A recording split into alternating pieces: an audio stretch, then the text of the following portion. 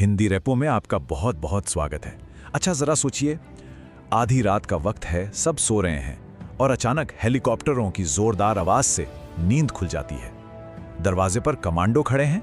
नहीं, ये कोई हॉलीवुड मूवी का सीन नहीं है, यह हकीकत में हुआ है और वो भी एक देश के राष्ट्रपति के साथ। आज हम इसी हैरान कर देने वाली कहानी को शुरू से आखिर तक समझने वाले हैं। तो सवाल ये है कि ये सब हुआ कैसे? देखिए, इस कहानी की शुरुआत किसी पॉलिटिकल मीटिंग से नहीं, बल्कि एक रात हुए जबरदस्त एक्शन से होती है, एकदम फिल्मी एक्शन। तो चलिए चलते हैं सीधा उस रात में। ये तारीख थी 3 जनवरी 2026। वेनेजुएला की राजधानी कराकस बिल्कुल गहरी नींद में सो रही थी और तभी अचानक आसमान जैसे फट पड़ा। लड़ाकू विमानों की गरज और एक के बाद एक धमाकों की आवाज से पूरा का पूरा शहर कांप उठा। चारों तरफ बस डर था, अफरा तफरी थी। किसी को कुछ समझ नहीं आ रहा था कि आखिर ये हमला कर कौन रहा है और क्यों कर रहा है। लेकिन कुछ ही देर में पूरी दुनिया को पता चल गया कि ये कोई टेररिस्ट अटैक नहीं था। ये तो अमेरिका का एक टॉप सीक्रेट मिलिट्री मिशन था। कोड नेम था ऑपरेशन एब्सोल्यूट रिजॉल्व। और इस पूरे के पूरे ऑपरेशन का पता निशाना कौन था? सिर्फ एक आदमी, वेनेजुएला के राष्ट्रपति निकोलस मादुरो। और फिर सिर्फ कुछ ही घंटों के अंदर अमेरिकी राष्ट्रपति डोनाल्ड ट्रंप खुद दुनिया के सामने आए और ऐलान कर दिया कि मिशन कामयाब रहा। उनका मैसेज बिल्कुल क्लियर था कि अमेरिकी सेना ने वेनेजुएला के राष्ट्रपति निकोलस माडुरो और उनकी पत्नी को पकड़ लिया है। बस इस एक खबर ने पूरी दुनिया में जैसे भूचाल ला दिया।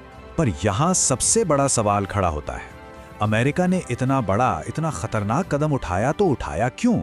मतलब एक दूसरे देश के चुने हुए राष्ट्रपति को गिरफ्तार करने की नौबत आ कैसे गई? इस क्यों का जवाब जानने के लिए हमें कहानी में थोड़ा सा पीछे चलना होगा। देखिए, ये दुश्मनी कोई एक दिन में तो पैदा नहीं हुई, इसकी चिंगारी तो सालों से सुलग रही थी। बात शुरू होती है 2020 में, जब अमेरिका ने मादुरो पर ड्रग्स और आतंकवाद फैलाने का बहुत ही गंभीर आरोप लगा दिया। फिर आया 2024, जब मादुरो चुनाव जीते तो अमेरिका ने उस चुनाव पर भी सवाल उठा दिए। 2025 आते आते तो मामला और भी बिगड़ गया। अमेरिका ने अपनी नेवी को वेनेजुएला के पास भेज दिया और फिर उनके तेल से भरे जहाजों को भी पकड़ना शुरू कर दिया। मतलब माहौल बिल्कुल बारूद की ढेर जैसा हो चुका था। अब देखिए, कागजों पर तो अमेरिका ने कहा कि ये ऑपरेशन ड्रग्स और आतंकवाद के खिलाफ है। उनका यह दावा था कि मादुरो की सरकार ड्रग्स बेचकर पैसे कमा रही है। लेकिन दुनिया में बहुत से लोग थे जिन्हें यह बहुत हजम नहीं हो रही थी। वो पूछ रहे थे कि असली मकसद ड्रग्स था या फिर कुछ और, कुछ ऐसा जो ड्रग्स से भी कहीं ज्यादा कीमती हो, जैसे कि वेनेजुएला का तेल। और यहीं पर कहानी में एंट्री होती है एक बहुत ही बड़े नंबर की, 300 बिलियन। 300 बिलियन क्या? 300 बिलियन बैरल कच्चा तेल। जी हाँ, इतना तेल वेनेजुएला की ज़मीन के नीचे दबा हुआ है। ये इतना ज़्यादा है कि सऊदी अरब के पास भी इतना तेल नहीं है। सोचिए, दुनिया का सबसे बड़ा तेल का खजाना। और बहुत से लोगों का मानना है कि इस पूरी लड़ाई की, इस पूरे एक्शन की असली वजह यही नंबर। तो ये कोई जल्दबाजी में लिया गया फैसला बिल्कुल नहीं था। अरे, इस हमले की प्लानिंग तो महीनों तक चली थी। एक एक चीज को ऐसे प्लान किया गया था जैसे कोई ब्लॉकबस्टर हॉलीवुड फिल्म की स्क्रिप्ट लिखी जा रही हो। देखिए कि ये सब हुआ कैसे। स्टेप 1, खुफिया जानकारी। CIA ने महीनों तक अपने एक जासूस की मदद से मादुरो के हर एक कदम पर नजर रखी। स्टेप 2, तैयारी।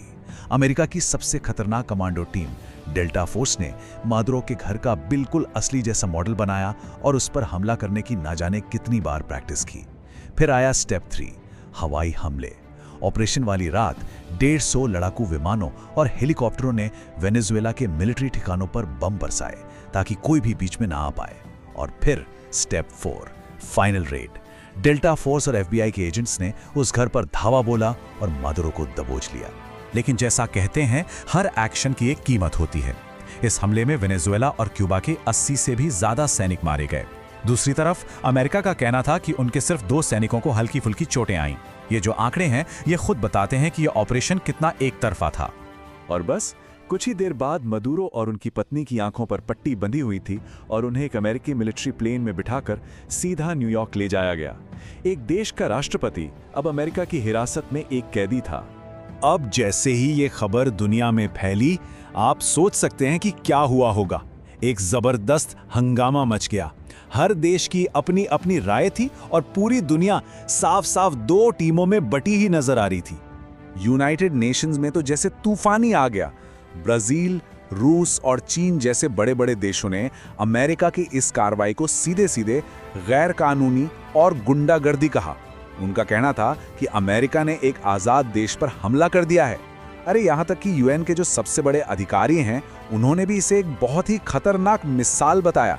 मतलब अगर ये हो सकता है तो फिर कोई भी देश सुरक्षित नहीं है। लेकिन सड़कों पर तस्वीर बिल्कुल उल्टी थी। दुनिया के कई शहरों में जो लोग वेनेजुएला छोड़कर भागे थे, वो सड़कों पर उतर आए, जश्न मनाने लगे, ऐसे जैसे उन्हें बरसों बाद आज़ादी मिल गई हो। वहीं दूसरी तरफ वेनेजुएला में और तो और अमेरिका में भी कई लोगों ने इसके खिलाफ प्रदर्शन किए।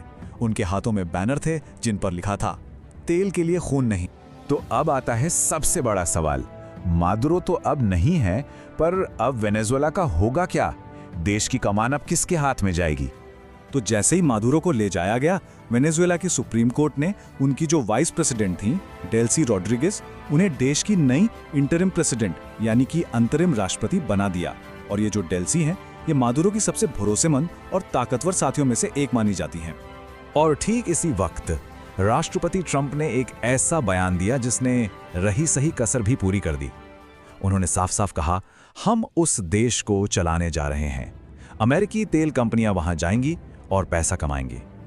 इस एक बयान ने उन सभी लोगों के शक को लगभग यकीन में बदल दिया जो शुरू से कह रहे थे कि ये पूरी की पूरी लड़ाई तेल के लिए है।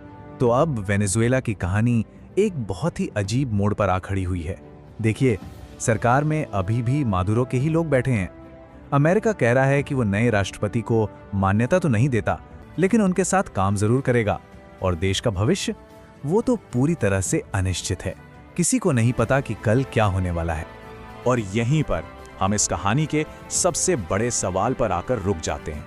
क्या अमेरिका का ये मिशन सच में वेनेजुएला में लोकतंत्र लाने के लिए था, वहां के लोगों को आजादी दिलाने के लिए था, या फिर ये सब कुछ उस 300 बिलियन बैरल तेल के खजाने पर कब्जा करने के लिए था?